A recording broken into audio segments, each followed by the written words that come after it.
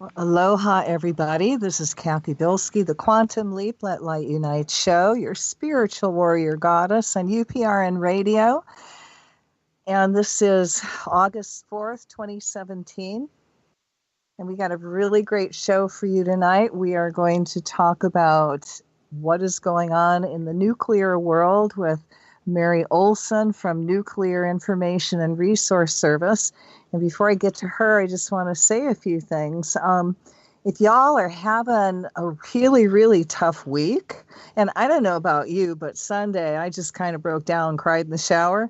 And I talked to a girlfriend of mine. She goes, "Oh, yeah, the solar eclipse." Well, we've got not only the solar eclipse going on the 21st, which I've been talking about, forever, because we're doing World Enlightenment on that day, right? But we also have the lunar eclipse. So on the full moon, that's the lunar eclipse, and that's Monday. So all those energies are just messing, with your moods and amplifies everything.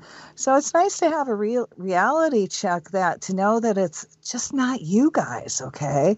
You're not the only ones going through it. If it's tough, just remember, focus on the light.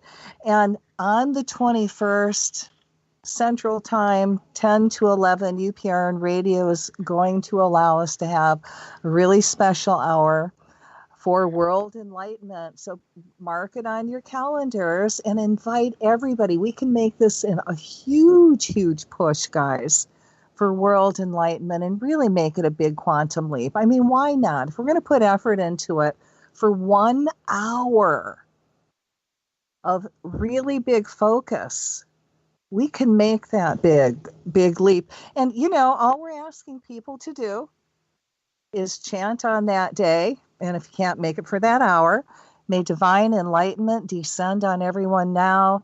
May divine enlightenment awaken within everyone now. And that is not that hard. You should have that on your refrigerator by now. You know what I mean?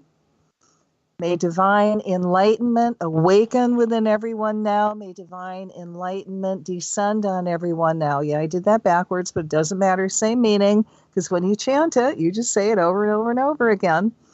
And, I had such an interesting week, guys, that I was having a really, really interesting discussion with God. And actually, I was bitching a lot. And God finally looked at me and he put his hands over his ears and he went la la la la la la la la la la la la la until I stopped. Okay. Mary, welcome to the program. You are so awesome. I'm so happy to have you on.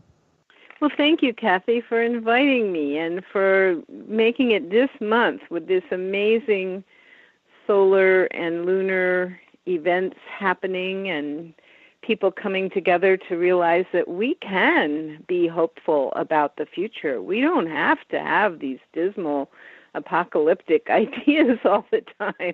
We could have enlightenment awaken. I agree with you.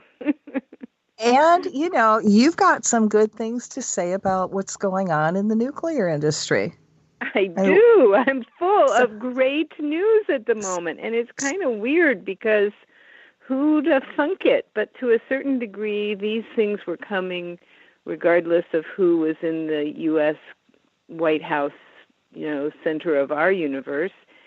There is really strong evidence that there is a world outside the United States and that it has hope and that it is willing to be the force to bring the world together and move us forward, because 122 nations voted in early July at the United Nations to proceed towards a convention on the prohibition of nuclear weapons. And I hope we're going to spend a few minutes unfolding this because it's remarkable, just amazing. And it's based and rooted in hope. Well, please talk more about it. People need to hear some good things. Well, it was about 5, 6, 7 years ago that there started to be these sort of off-campus UN meetings. In other words, ambassadors would go and their staff would go. And the first one was in Norway, and the second one in Mexico, and the third one in Austria. And I actually got invited to speak at the one in Vienna, Austria in 2014. So these 3 meetings that happened were on, quote unquote, the humanitarian impacts of nuclear weapons. And us English-speaking people, especially in the United States, we're pretty darned arrogant people. Because when I first heard humanitarian impacts, I was like, what the hell are they talking about? There aren't any humanitarian impacts of nuclear weapons. They just simply are so indiscriminate and destructive and horrific that there couldn't possibly be those 2 words together. But these folks from many nations, primarily that do not have nuclear weapons, ready to stand up and say they don't want nuclear weapons and they would really like it if nobody else wanted nuclear weapons either, they were kind of calling the bluff, saying, okay, if somebody does set off one of these weapons, who's going to be the emergency responders? And what's going to happen to the rest of the world if there's a quote-unquote limited war, say, maybe the example used is India and Pakistan, but I'll tell you, that really makes the people in India and Pakistan angry because they're not actually planning on having a nuclear war more than anybody else, but it could happen even accidentally. So these folks were calling the bluff and saying, okay, what about the next day? What happens? And having these big meetings to step through exactly what would happen and showing the absurdity of these things as actual security measures. We all know this. I think most people listening know this, because we as a people have planted the seeds of peace for decades. For decades, people like you, Cathy, and like my mom and my dad, and like the whole freeze movement in the United States and the sane movement in Europe, lots and lots of people have said these same things. But the interesting thing about these meetings is that these were ambassadors from countries saying the same things that we used to say in the 70s about, a nuclear-free world. So people representing whole nations were getting together and talking about this, and they took themselves seriously. And they didn't let the nuclear club, who run the Security Council at the UN, when you hear the news and they talk about votes at the UN, a lot of the time they're talking about the Security Council. And that is where the military decisions are made. Well, these meetings that were on the humanitarian impacts established that there are humanitarian law concerns about nuclear weapons. And in fact, part of why I was invited to speak in 2014 is because my work on the disproportionate impact of radiation, ionizing radiation, that comes out of a nuclear weapon and is left behind after the use of a nuclear weapon, Hiroshima and Nagasaki for one, and all the test areas for another, that this ionizing radiation that also comes out of nuclear waste and nuclear power reactors disproportionately harms girls and women. And I have data from the survivors of Hiroshima and Nagasaki that the National Academy of Science published, and I was speaking about in Vienna, and it actually became the sort of cause of the moment, this gender factor that kind of caught people off guard and surprised them and was a new piece of news. And so by last October, over 100 countries had voted in the General Assembly, not in the Security Council, to proceed to a new treaty. And the real trick is that humanitarian law is administered by the General Assembly of the United Nations. It is not the purview of the Security Council. So all the nuclear countries, the countries that have nuclear weapons already, there's 7 of them, could not veto because it was in the General Assembly where only majority vote is what is cast. And so last November, right before the election, actually, this first vote was held. And then in December of 2016, another vote was held. And then in this spring of 2017, the actual language of the treaty was negotiated. It's only 10 pages long. It's published for anyone to read on the UN website. And it's amazing, Cathy. It's doing exactly what little towns used to say. We want to be a nuclear-free zone, only these will be whole nations, and with the force of international law behind them. And it's so amazing. It's happening in our lifetime. Now, does our country part of this treaty ban? All of the nuclear nations headed up by the United States delegation have declared that they are going to boycott, that they're going to have nothing to do with this. They're not going to even read it. They are just shunning this whole process. And that may go on for a while. This is not a treaty that will come into force and directly impact any country that doesn't adopt it. However, this whole strategy is similar to the landmine treaty, which came into force in 2010 and became the most successful treaty ever banning landmines. More countries have signed on to ban landmines than any other treaty in the history of treaties. And it's true that the United States is one of a very small number that has still not signed. But because nearly every other country in the world has signed to ban landmines, there is no market. Our arms dealers can't sell landmines to anybody.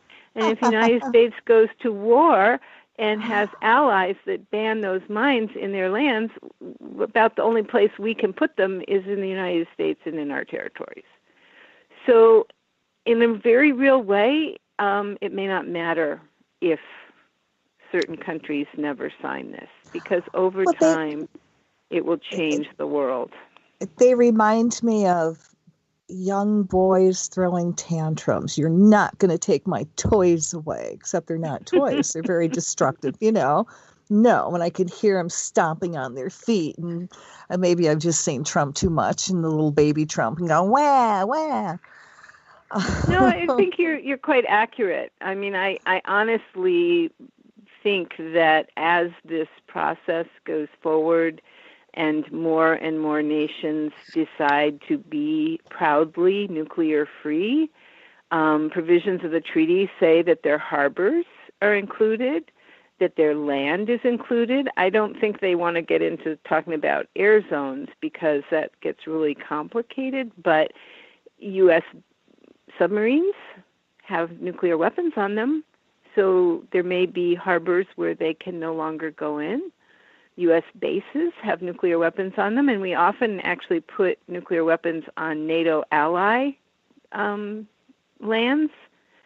So as time goes by, some of that may change. Do you know how bad that sounds? It's like we're going to put our toys on your land.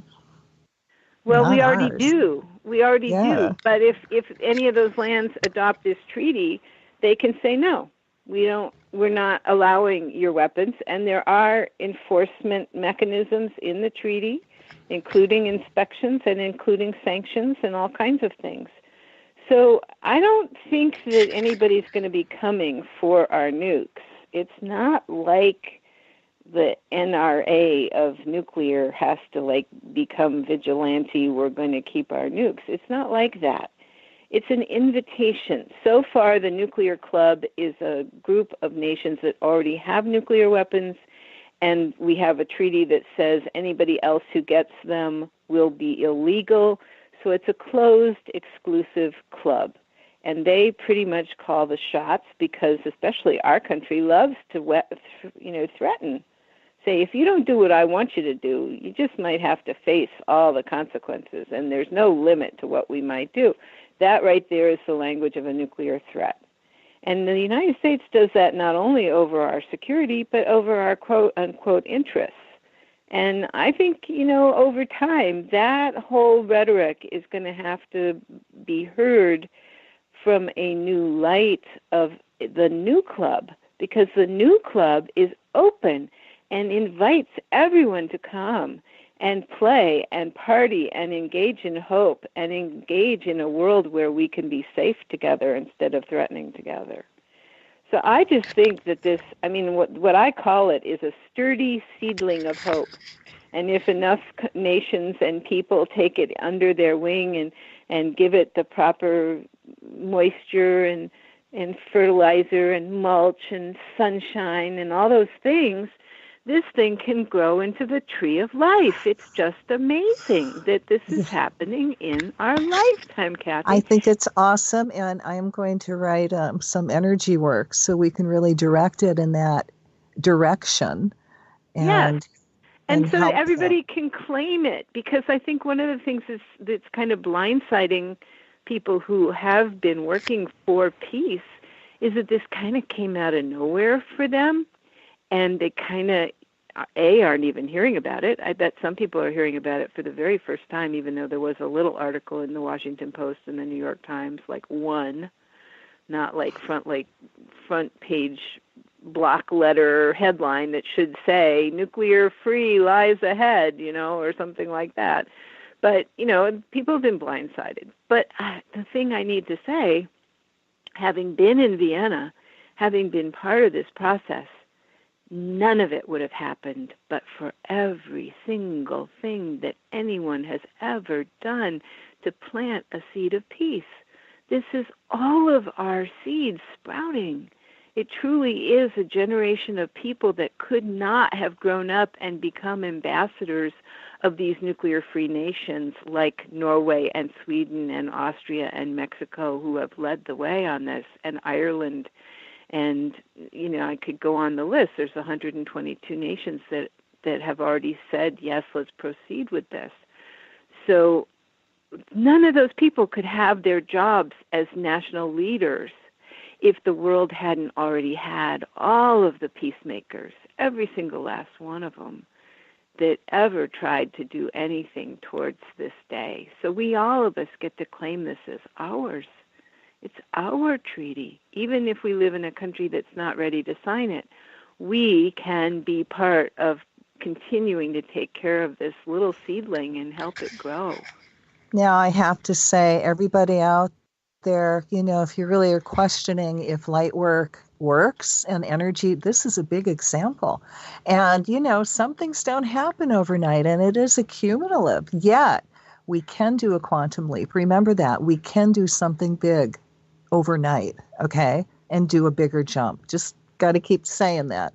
But this is amazing. I mean, it really is amazing, because to me, this is enlightenment in action.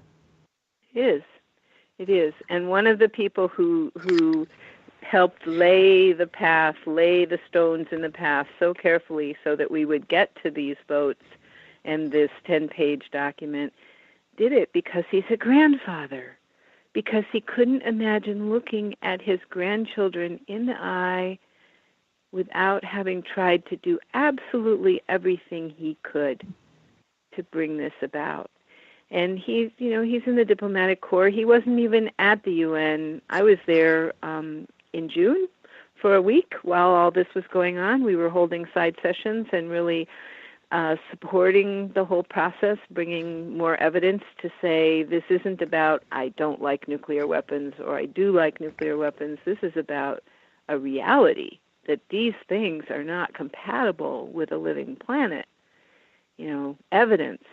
And so those were the sessions we were holding while others were engaging with which word, where to put the comma, whether to use a semicolon, actually drafting the thing in June, and that was really exciting. But the ambassador of whom I speak wasn't even there because he was off working on new issues on immigration and refugees, and he was not there to participate because that's how these jobs are. But, it was his care and commitment as a grandfather. And I just feel that is what matters, is our children and the future. It is, but also what a beautiful lesson in detachment. Yes. It's like, okay, great, this is wonderful, it's happening. Now I'm just going to go over here because, I don't matter. He does matter, but he doesn't. And it's the group as a whole. And incredible. I'm just saying the humbleness of it. Indeed. He's a public servant, and he does serve, and he was actually promoted because of all of his great work, but his promotion took him to the EU Parliament instead of to the UN. So, Exactly. You said it exactly right. Very humble, very much working for the future, for his grandchildren and everybody's grandchildren. And yet it's right here, right now, not in the distant future. I keep squeezing myself and pinching myself and saying, my God, a ban treaty, a nuclear weapons ban treaty in my lifetime? I just never would have thought this was possible. So pinch yourself. I'm just sitting here going, wow. Yeah. It's the first I heard of it. Okay. Now let's go on to some other good news. Yep. What about the new reactors in South Carolina that were canceled? Do you want to talk about those? Yes, and I have to be a little bit watchful of my words because I get a little bit grandiose sometimes because there were so many factors that it wasn't just the fact that when chickenpox broke out with 35 new reactor proposals in the 2005, 6, 7 timeframes, the grassroots activists got together and said, okay, we're going to oppose every single one, and we're not going to spend a lot of money doing it because we know that you can't stop a reactor in intervention because you get folded into the process. But what it did was hobble all of those corporations from being able to proclaim their new projects as done, as, happening for sure, because we were challenging and they were in hearings. And even though they weren't the old hearings that used to go on and on and on, these hearings still did take time. And during that time, other factors happened, and nuclear got more and more expensive, and other options got cheaper and cheaper. Sadly, fracking was one of those. I do not want to gloss over that fact. But solar and wind also got cheaper. And so as time went by, there were not big reactor orders into the company whose design was the dominant one, and that was Westinghouse, now owned by Toshiba in Japan. And 4 of those reactors were started, 2 in South Carolina, 2 in Georgia. And these Westinghouse reactors were the only 4 out of close to 30 that they were planning to build. And that did not make, a renaissance. It did not make 4 reactors wasn't enough to keep Toshiba profitable. Well, the nuclear part of Toshiba, Westinghouse. So last year they wrote down a $9.3 billion loss on their nuclear division. And as a result, Westinghouse going into bankruptcy, there's absolutely no assurance that they're going to be able to really complete and deliver all the pieces and parts and then help maintain over time. And these projects were all 4 reactors over cost, taking longer than projected. And just this week in South Carolina, the corporations that were attempting to build these 2 Westinghouse reactors, the AP1000s, pulled the plug and canceled them. So the nuclear renaissance is not only in intensive care and, looking like it's going to die, it's down to 2 new reactors. And we sincerely believe that those 2 will also eventually be canceled because there's just no way that, this huge implosion of this mega corporation is going to support a little lonely 2 reactors in Georgia. So, now, what about Trump's bailout scheme? Well, there are various bailout schemes going, and most of them are at the state level right now, with state laws like in New York and Illinois and Ohio have all been moving in various speeds towards trying to bail out either their, in most of those states, old reactors that need costly upgrades. But we have shown at Nuclear Information and Resource Service that costly upgrades for reactors are a complete waste of money for everybody, the climate, for the customers, and even for the corporations. It's a bad move because if you close an old reactor and take the money that would have gone to the upgrade, you can put so much more renewable energy into the grid for the same price that you not only closed your nuke, you can close coal plants. And this is borne out with absolutely strong data and calculations, and it kind of makes sense because renewable energy is so much cheaper than nuclear that you can get so much more of it for the same amount of money. And when you have so much more, you can take other dirty energy offline. So we're really at the tipping point now where solar, wind, combined with efficiency, using, stopping waste of energy, and then using that energy that was wasted before, now you can use it for something constructive. When you combine that portfolio and put in a few other things like storing energy so that you can deliver it 24/7, you no longer have to generate it 24/7. We're right on the edge of being able to do all these things and have them be reality-based and not just some old grandmother with starry, smoky eyes saying, oh, yeah, solar and wind. These are mega corporations that I'm talking about, and smaller, community-based projects, which, of course, we prefer. But when it comes to turning the corner, we don't have time. And if the mega corporations want to do healthy things, we should stand back and clap and then take them apart, after we get around the corner. So all in all, the closure of these two partially built reactors is a financial catastrophe in our region, but in the long run, it's going to serve everything to move it forward, and it's certainly going to make less radioactive waste, fewer radiation exposures, and in the long run, be a very good move for South Carolina.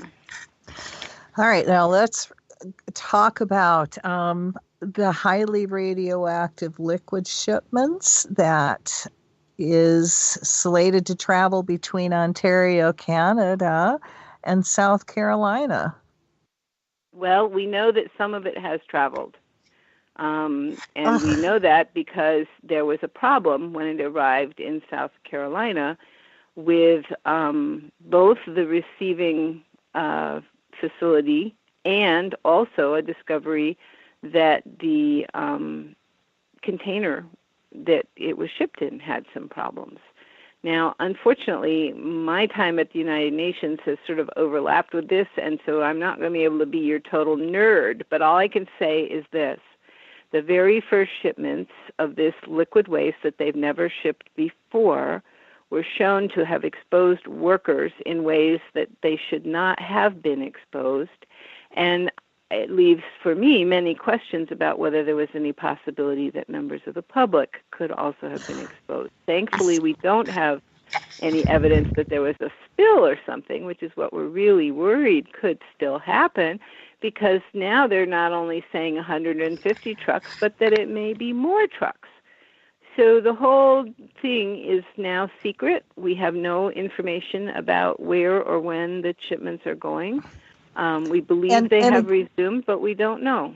And again, we are talking about, guys, trucks filled with highly radioactive liquid shipments. You could be going down anywhere and have one of these things next to you, and your whole family can get radiated and not even know all of a sudden why you're going to get sick later on down the road. It's true that the gamma rays and neutrons can go right through the container and then right through the wall of the truck. There is shielding, but if they were to put so much shielding on that would be cut way, way down, the whole thing would weigh so much that they couldn't move it, or they'd have to have more shipments, and each shipment mile is tied to accidents. So they say it's a safety thing to have these things have less shielding on them. But then they set allowable levels. And then, Cathy, do you know how they set those allowable levels? How? They assume everybody is a reference man. And a reference man is an adult male of a certain height, close to 6 feet tall, certain weight, and has a certain lifestyle. And every single radiation standard in the world is based on reference man. So when you mentioned your family being in the car, It's not a lethal level of radiation, but every single exposure carries an increased risk of eventually getting cancer, and they're cumulative over your life. We now have hard data that supports that view that every little exposure adds up. And so who needs an extra exposure while you're traveling down the road in your car? And especially when my findings are that a little girl exposed is 10 times more likely to get a cancer someday from that exposure than is the reference man. 10 times. Why is that? We don't know yet. And as a matter of fact, I'm really looking to get some funding so that I can start the Gender and Radiation Impact Project to focus on helping researchers to ask the right questions and help get them money to, do challenge funding to actually turn large funders like the National Science Foundation and some of the mega corporation funders of research to look at these questions. Because all I can tell you is that it happened in the survivors from Hiroshima and Nagasaki. I can't tell you why it happened, but it's numbers that are published by the National Academy of Science, and because they're so focused on reference man as their approach, they never bothered to look at people like little girls. And when I brought it up with the regulators, they called little girls a subpopulation. A subpopulation. Now, I know I'm not talking to everybody who's a nerd, but let me tell you this. Little girls in Chicago are a subpopulation, or little girls in, I don't know, name any other place, Egypt or Moscow or London. All those places have little girls who are subpopulations. But little girls ourselves are an inextricable link in the human life cycle, and you can't get a reference man without a little girl in the picture. So, they've really shot themselves in the foot here, going around only assuming that everybody in the world will respond to radiation in one way. And that one way happens to be the most resistant part of the human life cycle. Adult males, for whatever reason, do not get as harmed as females who, as adults, are 50% more likely. For every 2 men who get cancer in the survivor group, 3 women got cancer and died of it. So, even as adults, females have a greater level of harm associated with radiation exposure. And these, you have to have really big groups of people. That's why I look at the survivors. I cry every time because I know that they suffered such horrible consequences of nuclear war. We have had a nuclear war. It was the United States dropping bombs on Japan. That was a nuclear war. And so back to the first topic, we are so elated that countries are saying no more. We shall study war no more. But anyway, back to those shipments. They're going down the road, Cathy. I can't tell you where. We don't know what route they're taking. I suspect they're coming through here, Asheville, North Carolina. If they're not, then they're going to Charlotte. Might be tonight. I don't know. They prefer night. We're talking major cities. Yeah. Yeah, they're taking interstate highways. The interstate highways go through major cities. That's how they go. So there's absolutely nothing on their end. They can do anything, and there's no repercussions for them. There's no accountability. If they have an accident or even a leak, they don't have to tell anybody at all. They do not. And we know that there were major accidents before 3 Mile Island, which was the first one that anybody kind of heard about, and then it was covered up, and everybody was told, oh, no radioactivity came out. That's absolutely a lie. There was data collected under, a follow-up program 5 years later, but the judge told the researchers they were not allowed to attribute any health effects to radiation, except for what would be expected from what was like the licensed level, because the judge was perpetuating the idea that no radioactivity came out of 3 Mile Island. But that's a lie. We know there was. We have all the data to show there was. And then we have a man who's unfortunately now passed, Dr. Stephen Wing from University of North Carolina, Chapel Hill, who went back into the data the same way I went back into the survivor data and did a reanalysis, and he found a 400% increase in cancers amongst people who were under the plume, which was a very specific area of Harrisburg and on up into Pennsylvania, compared to other people who were in the area at the time but not under the plume. It's just a very dramatic finding, and it's still covered up. Nobody will talk about it. It took forever for him to find a journal to publish it in. So, good Lord. Well, I'm still trying to talk to politicians and people from Hawaii, and I've gone into Mazie Hirono's office and gave her all kinds of information, and not one word. I've had Brian Schatz, who's in the Hawaiian legislature, when I wrote and asked him, and we're going to just talk about real quick, like Fukushima and the radiation, and he literally told me, don't worry about it. The scientists have come out and said the water in the air is going to diffuse the radiation. It won't be a problem. So it's mind-boggling. Nobody will talk about it. Well, we have to remember that the primary product for not everybody in Hawaii, but the politicians in Hawaii is tourism. And you certainly don't want to rain on your tourism parade by suggesting that there might be problems with the fish or the air or the water, I mean, that's where they're coming from. And it's not honorable, but that's what they're paid to do. Yeah, it's true, but it's universal. Nobody's talking about it anywhere. No branch of the government's talking about it. And, from my understanding, is all they've done is raise the radiation level that's acceptable up. Right. That's going to change facts. It's not. Saying it doesn't make it so. Well, unfortunately, when it comes to radiation, because it cannot be seen, and it takes a lot of instruments to measure it,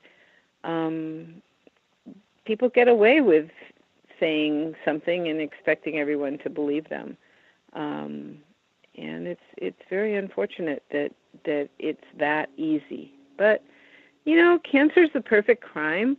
Very high levels of radiation will result in immediate harm that you can see, and people get burns, and it's very bad at very high levels. But the lower levels, like what you're talking about, traveling in the air and maybe being in a fish,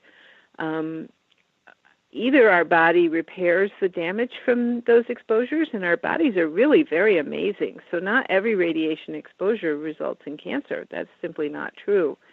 But every radiation exposure has the potential to cause cancer. And then later, when people get sick, there's absolutely no way to prove that the radiation did it. So it's really the perfect crime. But I do want to point out that there is a new release just in the last week of studies that Arnie Gunderson of Fairwinds Energy Education Foundation, and this is FAIR, F-A-I-R-E. It's a Celtic spelling, F-A-I-R-E-W-I-N-D-S, Fairwinds. And Arnie was in Japan with me in 2016 and took a lot of samples and has taken them this long to put together a scientific paper. So this is a real nerdy thing, but I want to tell people that they can find it in the Science of the Total Environment. I've never heard of that journal, but it's S-T-O-T-E-N, Stoughton, Science of the Total Environment. What a thought that we've gotten to that level. But anyway, they have published their findings on radioactivity in Fukushima, and believe me, they are not saying it's all okay. They are definitely talking about the fact that while their numbers comport with official numbers, that they are seeing the ways in which individuals are exposed to a much higher level than the Japanese government admits, because they don't look at the ways in which people interact with where the highest concentrations of the particles, the radioactive particles, are located and how those move in the environment and how people are actually at increasing risk today, not decreasing risk. And this has to do with things like forest fires and floods and rains bringing the contaminated forest, the radioactivity in the mountains and forests back down to the coastal plain. So I really recommend people to look up this Fairwinds press release, which I believe is on their website. You went, not to change the subject, but you did go to Fukushima yourself, and yes, you did a lot of work with the women. Yeah, I did a lot of work with the women, but I want to say I was there when Arnie collected all these samples, and he had box after box of stuff that he had to send back to the United States in very specific ways. And the things that were too radioactive, he didn't send back because he didn't feel good about people in the Postal Service being exposed. You know, this is a big deal that he got all this stuff and got it to a lab in Massachusetts at the Worcester Polytechnic Institute, and a very skilled man there named Marco Catalfin did the analysis. So I'm just giving a little poster for this because it's just come out finally after these many, many months. But yes, we were there in around the time of the 5th anniversary of the disaster, and we spent 4 days in the Fukushima prefecture. How did you find the women? Eager for truth. They've been lied to so much. Doesn't the Japanese minister Abe, he's got a gag order on information coming out about Fukushima out of Japan, doesn't he? You know, it's very difficult with another nation to say definitively what, you know, if you tried to talk about what exactly was in a bill in Congress, it'd be really hard. But yes, there is a real fog that is imposed upon anyone trying to speak about Fukushima. And even worse, the medical community is being suppressed in ways that are just like what happened after Chernobyl. Any medical doctor who's trying to honorably treat their patients, knowing that these are radiation impacts and says that's what they are, is fired if they're in an institution, and if they're not, have typically lost access to hospitals. You know, your hospital privileges are something that's awarded by the medical society in the area where you're practicing, and there are a number of doctors who stood up and said this is all radiation impacts, and their hospital privileges have been revoked, and they have been unable to continue to practice. So other doctors, feeling that it was more honorable to continue to treat their patients, participate in the, you know, dissembling. I mean, if you're lying because you want to continue helping people, maybe that's not quite the same lie as when you're working for the nuclear industry, or you know, otherwise have a vested interest in covering up the situation. And that's, I think, the thing that I found most disturbing. TEPCO is the company that built Fukushima Daiichi reactors. There are 6 reactors at the site, and it's the Tokyo Electric Power Company, TEPCO. Well, they still own the site, and they are getting huge amounts of money to clean up their own mess. And they're paying contractors just fabulous sums to do these supposed cleanups, but you can't really clean radioactivity up. And like I said, even when you do reduce the levels on the coastal plain by putting the debris into bags, literally bags, big black bags, that are piled up on the rice fields, over 1 million bags piled up across the prefecture. And these bags are only going to last a decade at the most, or maybe 2, but they're not for thousands of years. But what's in them will be radioactive for thousands of years. And yet TEPCO is being paid good money to have people do this and then declare it clean and then tell people they have to move back.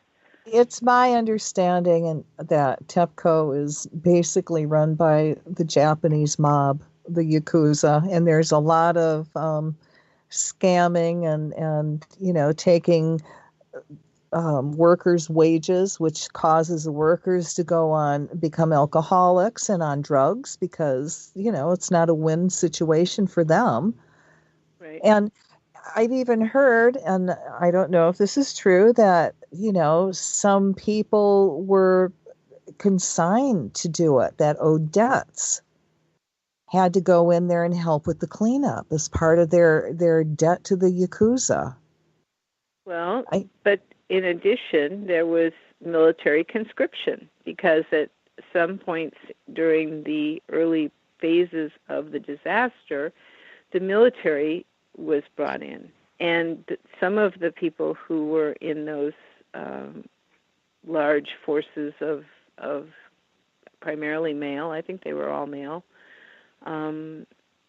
were immediately drafted at the time, just like happened in Ukraine when the Soviet Union's reactor called Chernobyl blew up. They conscripted often ethnic minorities, put them on buses, didn't even tell them where they were going, and they ended up having to do what was called the liquidator work at Chernobyl.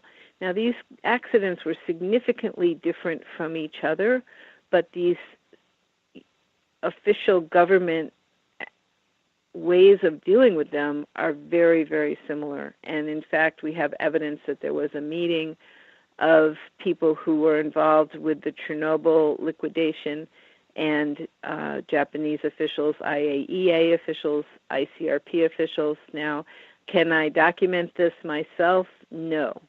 But there are people from inside those agencies who have mentioned it to others. So, it's pretty much a picture that we have that the Chernobyl suppression was passed over to the Fukushima side.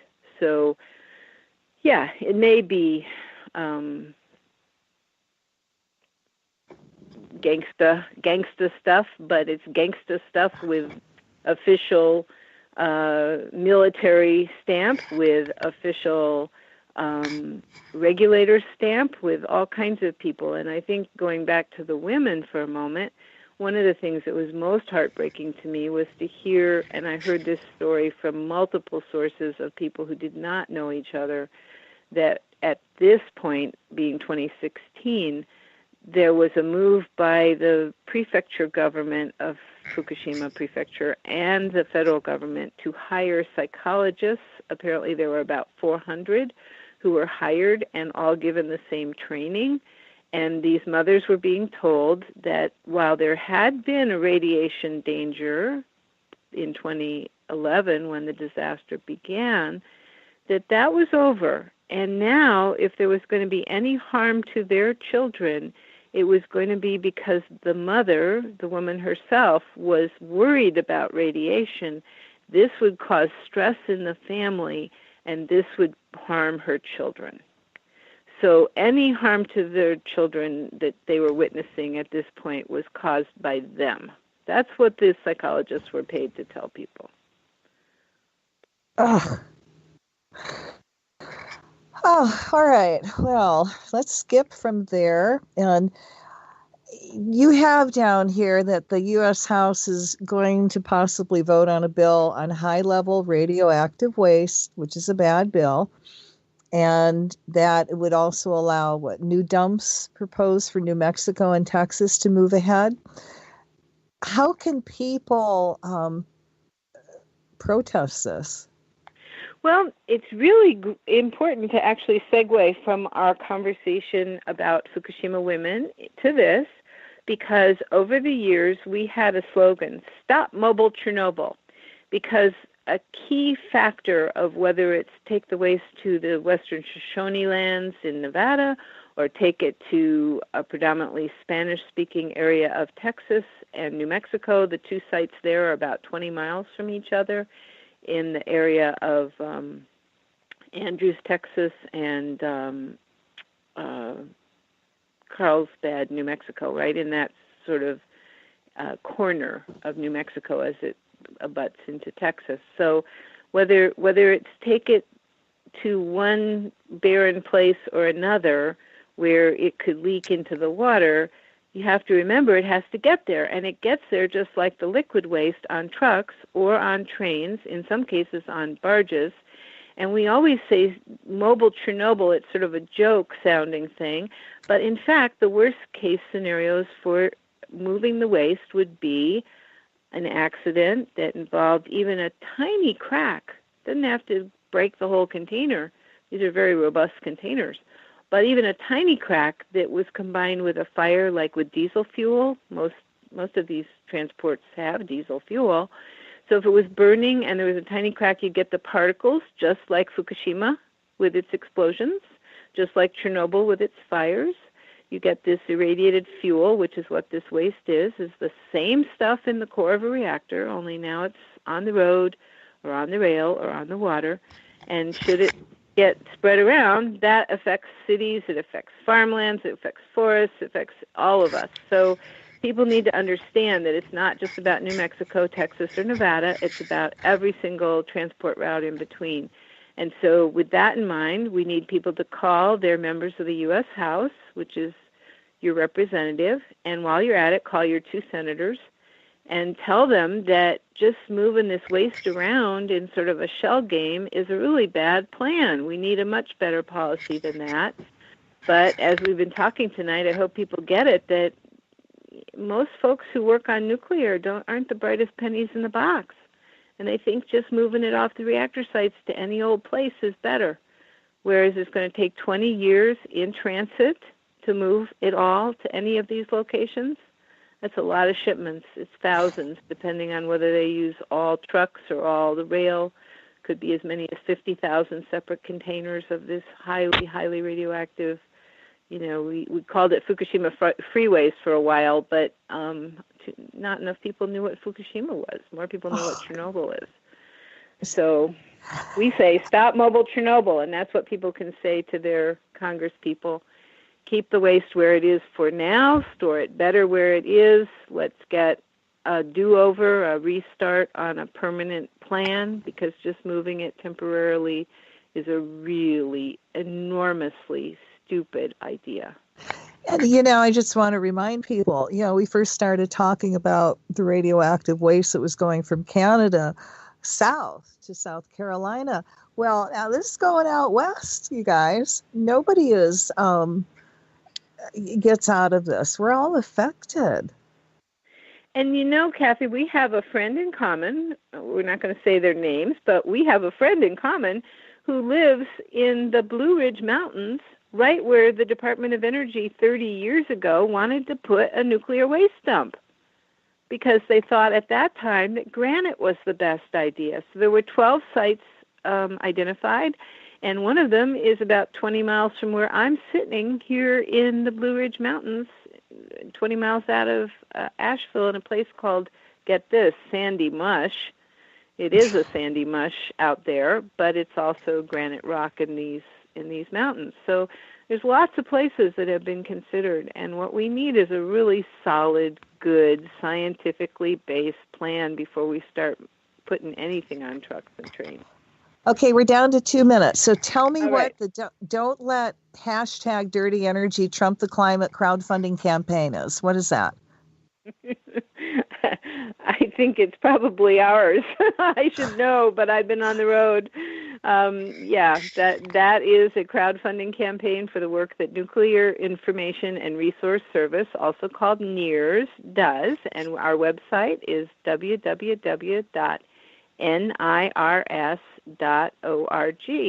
And I believe that other hashtag will take you to the crowdfunding site, which is on CauseVox, and people can support us directly.